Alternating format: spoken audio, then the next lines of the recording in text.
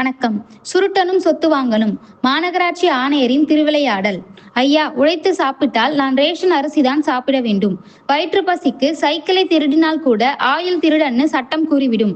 உட்கார்ந்து சாப்பிடுவதற்கு முன்னோர்கள் சேர்த்து வைக்கவில்லை. அப்படி இருந்தும் சொகுசாக சாப்பிட வேண்டும் என்றால் யாரை பற்றியும் கவலைப்படக்கூடாது.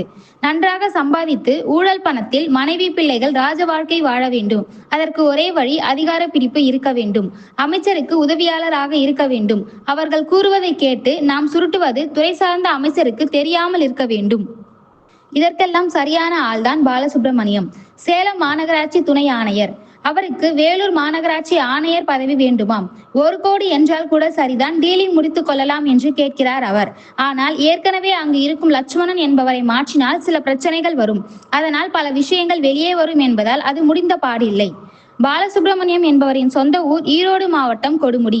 டிஎன்பிஎஸ்சியில் உதவியாளராக பணி செய்து வந்த இவர் பலமுறை தேர்வு எழுதியும் தேர்வாகவில்லை.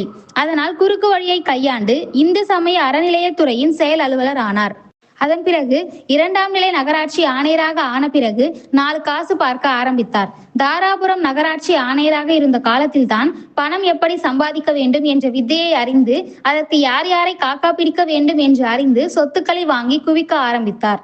நாமக்கல் நகராட்சியில் செமப்போடு போட்டார்.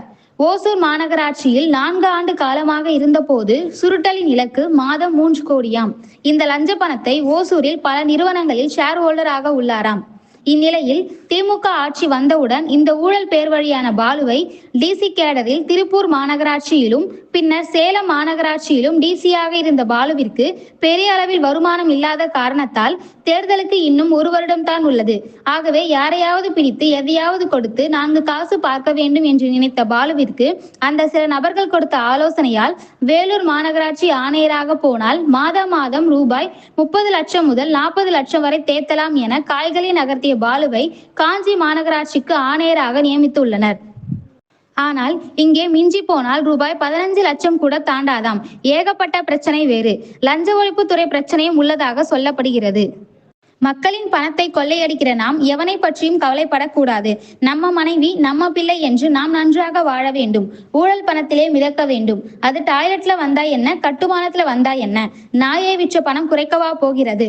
அந்த கட்டுமான நிறுவனத்தில் முதலீடு செய்துள்ளதை அழைத்து கேட்டாலும் சொல்லக்கூடாது. ஏனென்றால் இது தெரிந்துவிட்டால் அமைச்சர் ஆபீஸ்லையும் சிஎம்ஏ ஆபீஸ்லையும் பாலுவை பற்றி எடக்கு மடக்காக நினைப்பார்கள். எப்படியோ நவேந்திரன் தப்பித்து விட்டார். அடுத்தது யாரு? சிவகுமார்னு ஒருவர் காரில் 5 சாக்கு மூட்டையில் பணத்தோடு காத்திருக்கிறார். ஏதோ ஏடிஎம்ஏ வேணுமாம் என்று நீள்கிறது இந்த ஊழல் பட்டியல். நன்றி. இந்த நியூஸ் உங்களுக்கு பிடிச்சிருந்தா லைக் பண்ணுங்க, ஷேர் பண்ணுங்க. இது போன்ற நியூஸை நீங்க தொடர்ந்து கேட்கணும்னா என் நாடு சேனலை சப்ஸ்கிரைப் பண்ணுங்க.